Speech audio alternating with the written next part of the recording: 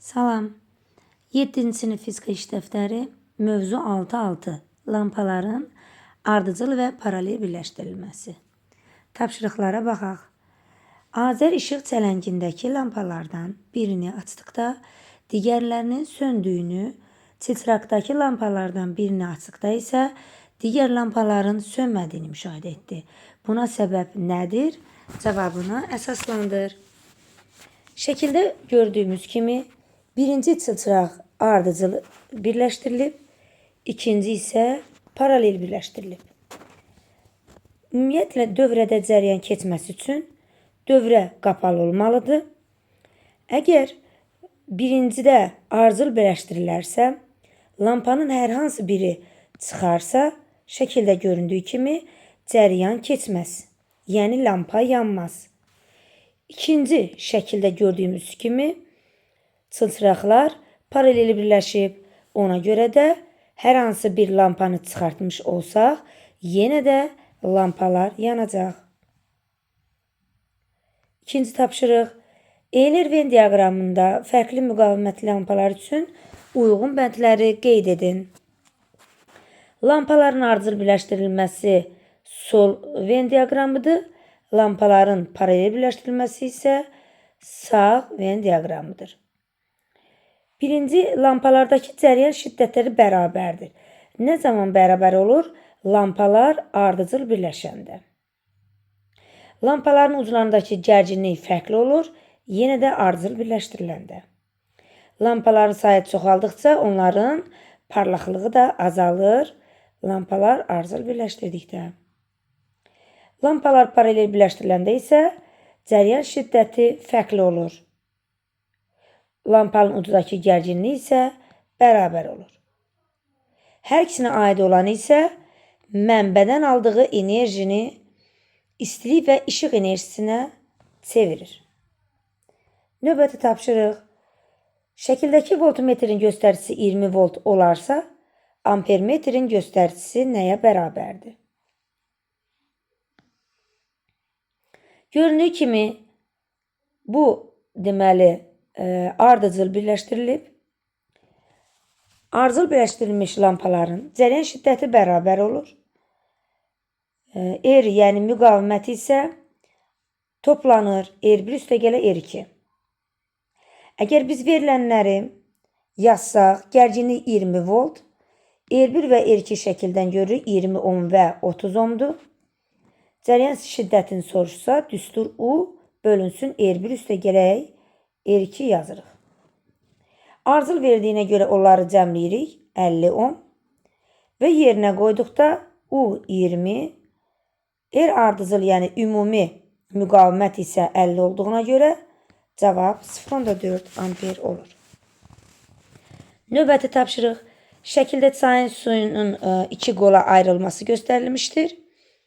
Bu dövrə elementinin necə birləşdirilməsinə oxşardır. Cavabını əsaslandır. Yəni burada bir nöqtədən görürük ki, bu çay axını bir nöqtədən ayrılıb iki qola bir istiqamətdə. Yəni çayın axımı dövrə elementinin paralel birləşməsinə bənzəyir. Ona görə də hər iki qolun başlanğıcı eyni nöqtədən başlayır. Yaza bilərik. 5-ci. Şəkildəki kimi birləşdirilmiş lampalar üçün hansı ifadə doğrudur?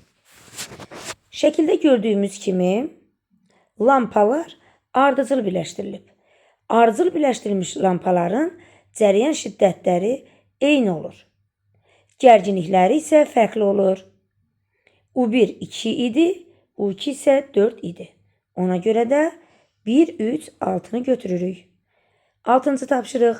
Şəkilə əsasən ampermetrin göstəriciləri arasında hansı münasibət doğrudur?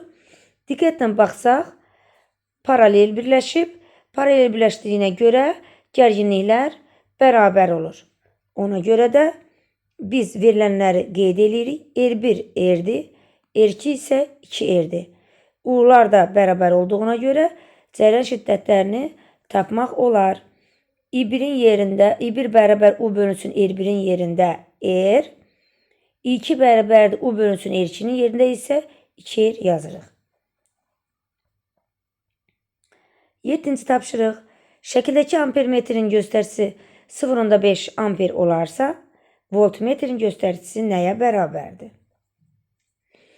Deməli, burada göründüyü kimi lampalar ardıcıl birləşdirilib. O zaman 4 və 2 ohmu toplayırıq. Burada bizdən nəyi soruşur? Voltmetrin göstəricisini, yəni gərginliyi soruşur. Ona görə IR düsturundan istifadə edirik.